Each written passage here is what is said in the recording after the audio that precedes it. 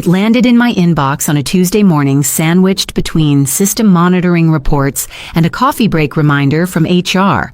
At first, I thought it was a misrouted support ticket, but the subject line made me blink twice. Q3 transition plan, replacing Denning. I opened it without thinking, still half focused on a database maintenance script running on my second screen. My name sat there bolded and underlined in an email chain between Verena Shaw and two HR directors. She wasn't just recommending a reorg, she was outlining my exit, calling it a cost efficiency measure. Bullet points listed why the Denning role, as though I were a software plugin, could be consolidated under a more flexible, consultant-driven structure. Verena had only been promoted 2 months ago. She didn't come from engineering, she came from project coordination. The kind of person who used words like synergy and alignment to describe layoffs. I stared at the screen, my hand frozen over my mouse.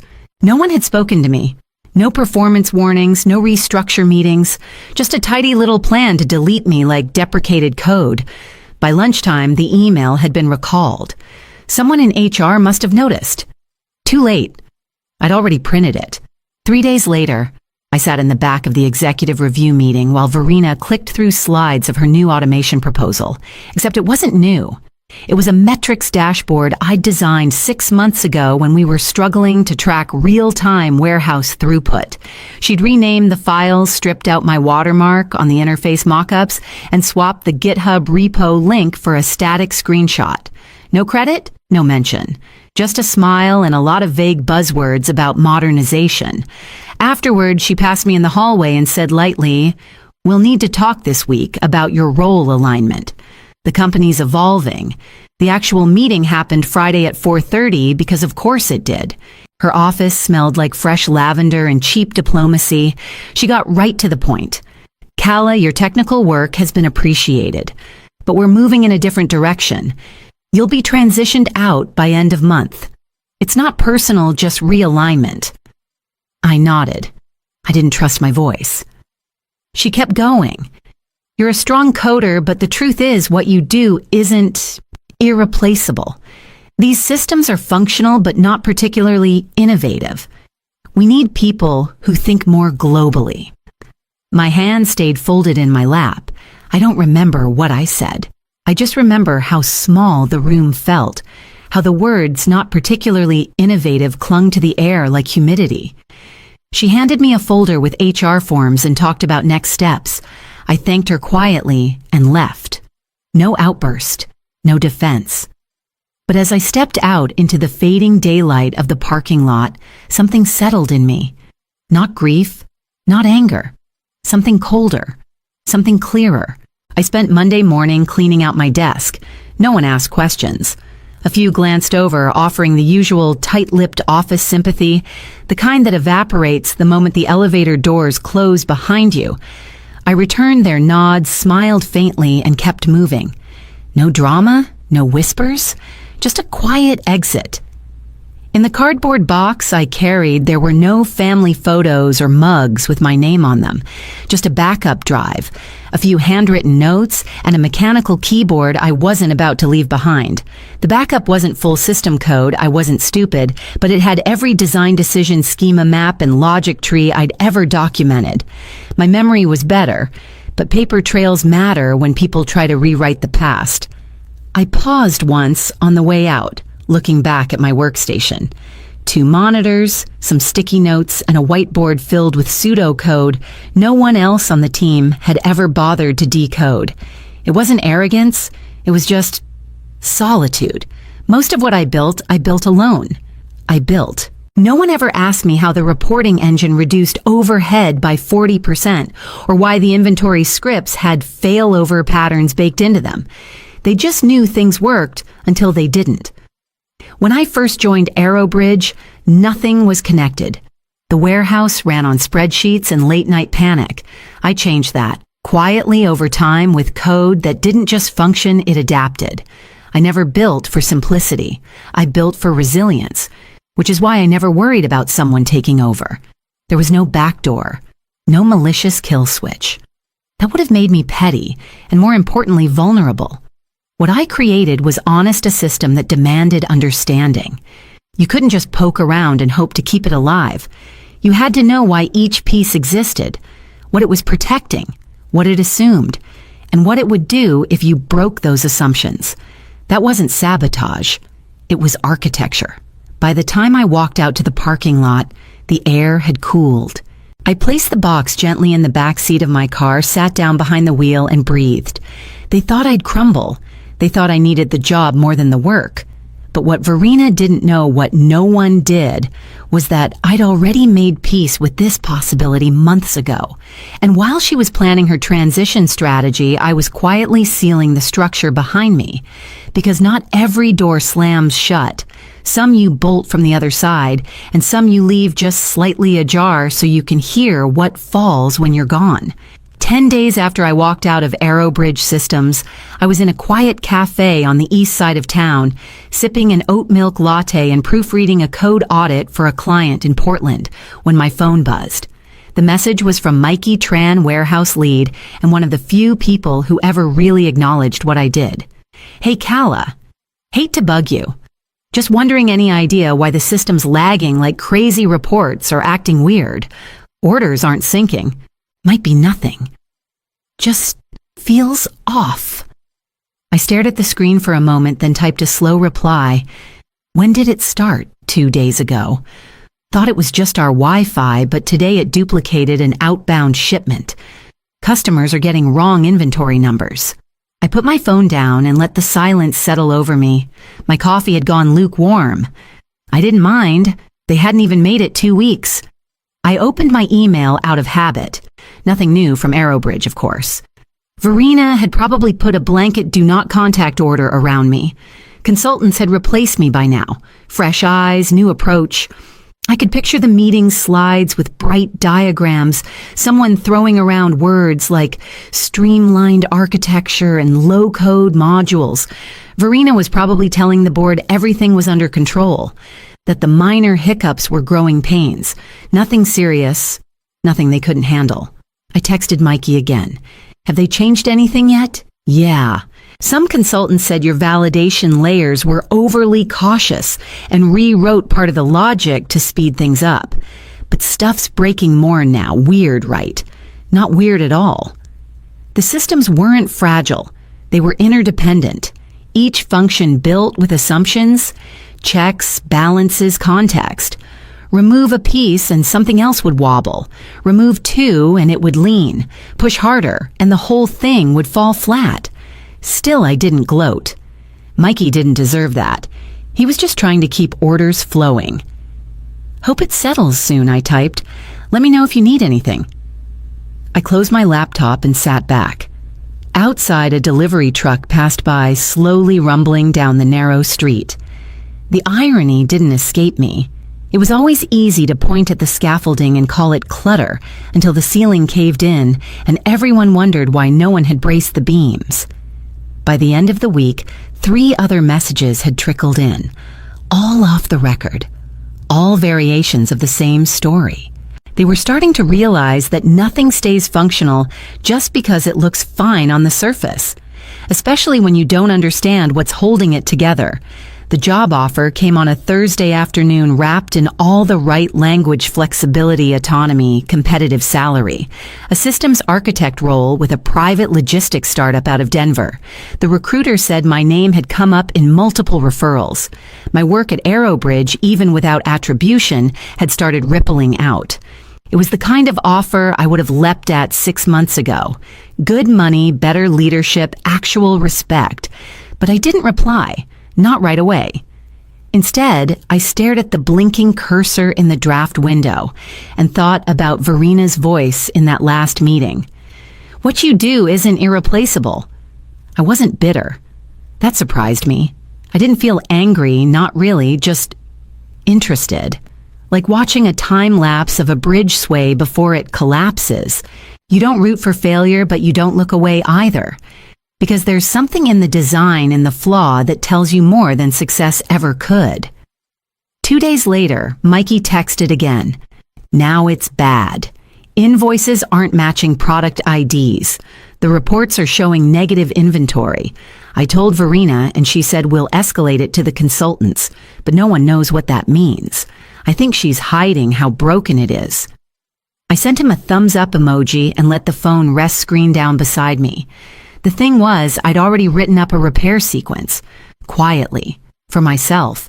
Just a logical recovery chain I mapped out in case the system failed exactly the way I'd warned about in the old design notes Verena never read, but I didn't offer it. Not yet. Some lessons only settle in after the third or fourth crack appears, when it's no longer a glitch, but a pattern. And some managers only learn the difference between simple and stable after the losses start showing up in red ink. The Denver recruiter followed up again. I told her I appreciated the offer but needed time. She understood. Smart companies don't rush smart people. That weekend, I made pasta from scratch. I went for a walk without checking server logs. I slept through the night for the first time in months, and when Monday came, I didn't rush to fix anything.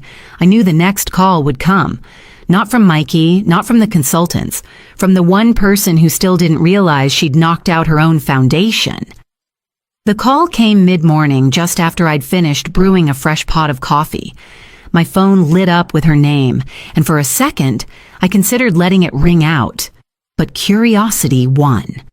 Calla Verena said, her voice attempting a professional calm that didn't quite cover the strain. I hope I'm not catching you at a bad time. You're not, I said, setting my mug down. What's going on? She hesitated just long enough to confirm she didn't want to make this call. We've had a few inconsistencies. Nothing serious, just some performance issues with the reporting system. I thought perhaps you might be open to consulting. Short term. I leaned back in my chair, staring out the window. Short term? Yes. Just to get things stabilized. The consultants are working on it. But she cut herself off. They've asked if you could come in, just for context. I let the silence settle before answering. I'd need to be brought in as an external consultant. $200 an hour, 5-hour minimum block. Payment up front. And I retain IP rights to any code I write or fix. Verena didn't respond immediately. I imagined her sitting at her desk, jaw tightening mentally, calculating what it would cost her pride to say yes.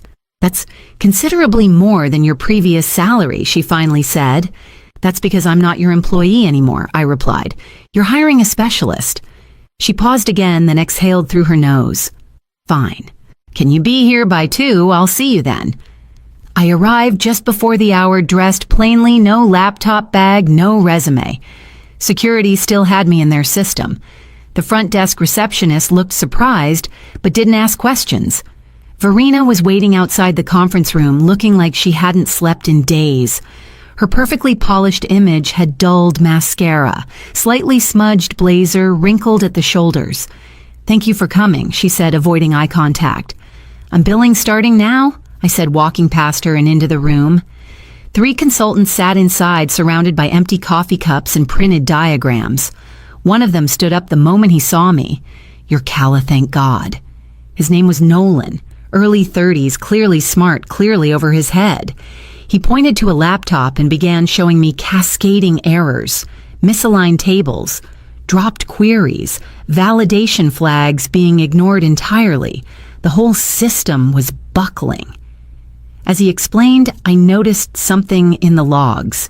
Someone had removed the layered integrity checks I'd built. They weren't disabled, they were deleted.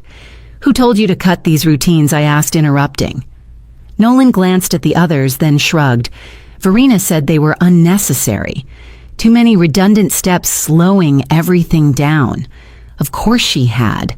I didn't say anything.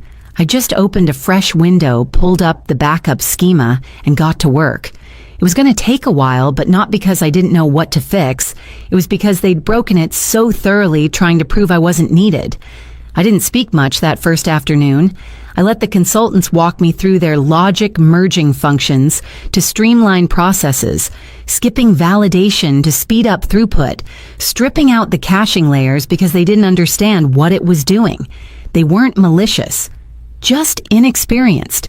They thought clarity came from cutting, not from understanding. The result was a brittle shell pretending to be a system. The reports failed because they'd eliminated the layered filters I'd built to catch inconsistencies. Data was leaking through tables, unverified, triggering false counts, duplicate entries, even null pointers. The inventory sync had slowed to a crawl because the caching buffer once responsible for shaving off milliseconds had been gutted. To them, every extra line looked like bloat. They couldn't see that those lines were protection, muscles, not fat. I started diagramming on the whiteboard, mapping out the original architecture. Layer by layer, I walked them through the intent, why this check depended on that flag, why this sequence mattered, why out-of-order processes would degrade accuracy by 30% or more. They stopped talking over me after the first hour. By the next morning, Nolan was taking notes. Actual notes. Not on his laptop, on paper. Every time I pointed to a segment of code and said, "This looks redundant, right? Watch what it breaks when you remove it," he blinked, nodded, and wrote it down. By the end of day 2, the errors had stopped. Inventory reports were running at 94% accuracy, up from 61% when I'd walked in. Response times had dropped by half. Orders were syncing again. I didn't gloat. I didn't need to. They saw it. In the logs, in the numbers, in the way the system held together when touched carefully and crumbled when handled carelessly. They started calling it Denning logic by the second afternoon. A joke, I think, but not an insulting one. Verena peeked in just as I was finishing re-establishing the dependency chain between the invoice system and the central queue. Her eyes moved from the screen to the whiteboard where the original sequence diagram was pinned in color. She didn't say anything right away. Nolan did. "We're stable," he said simply. "Because of her." Verena nodded once stiffly, then asked me to stay after the others left. The door clicked shut behind the last consultant, and Verena sat across from me, her expression controlled, but careful. She clasped her hands together like she was preparing for a negotiation, not a conversation. "I wanted to say thank you," she began. "The system is performing better than it has in weeks. Frankly, better than before." I let that sit. She cleared her throat. "We've been reviewing long-term options. I think it's time we talk about bringing you back. Full-time, a senior-level role. System architect. You'd report directly to me, of course. Significant raise. Equity. We could even build a small team under you." I studied her face. There was no smugness now, just fatigue and the kind of cautious respect that only comes after something breaks and you finally understand why it worked in the first place. "I appreciate the offer," I said, "but I'm not coming back." Her eyebrows twitched. "May I ask why I have 3 clients?" I said. "One of them is Aerobridge's parent company. They reached out after hearing about the system crash. I signed with them 2 days ago. I'll be overseeing infrastructure design across 2 subsidiaries starting next quarter." She blinked once tightly.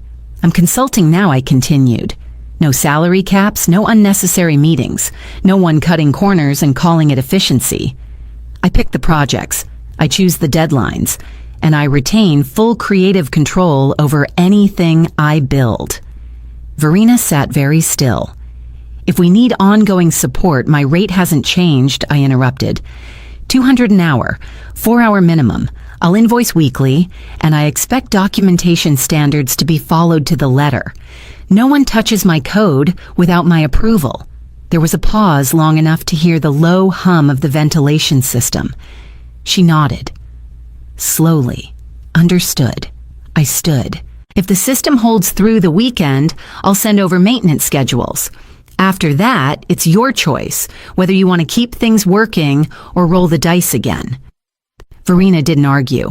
As I walked past reception, the same security guard who'd escorted me out weeks ago gave me a quiet nod. This time, I was the one choosing the exit. But I wasn't walking away. I was setting the terms. 6 months passed. I barely noticed. Most days were a quiet rhythm of client calls, architecture reviews, and long, focused blocks of clean, uninterrupted design time. I worked from a corner desk at home by a window that caught the morning light. No clock-ins, no performance reviews, just results. Aerobridge became one of my regulars. They didn't call often, but when they did, it was prompt, professional, and always paid in full. Verena never pushed back on scope anymore. Her emails were short, respectful, sometimes even grateful. Once a month, she checked in never to challenge, just to ask. I had long stopped thinking about proving anything to her. That part of the story was finished. Now I was focused on Elior. He was a new hire fresh out of a small liberal arts college, self-taught in some areas, sharp but still green. Verena asked if I'd be open to mentoring him as he onboarded. I said yes, not for her, but because he reminded me of what I'd once needed, someone who explained not just how systems worked, but why they were built the way they were. Elior didn't touch code without understanding its context. He asked thoughtful questions. He didn't treat my architecture like a puzzle to solve, he treated it like a language to learn. And that mattered. On our third session, he said something that stayed with me. You write like you're protecting something, he said. Like every check, every fallback is guarding against something specific. I smiled. That's the job. He paused, then added, it's not just about making things work, is it? It's about making them keep working even when someone messes with it. Exactly, I said, because someone always will. We reviewed failover logic that day. I watched him sketch it out by hand the same way I used to when no one bothered to ask why the delays were necessary. Now someone was learning not just to copy, but to carry the design forward with care. That's when I realized this wasn't about revenge anymore. It never really was. It was about building systems that lasted beyond ego, beyond shortcuts, beyond managers who didn't understand what they had until it nearly slipped away. The work, when it's done right, defends itself. Maybe the best revenge isn't revenge at all, just never being that replaceable again.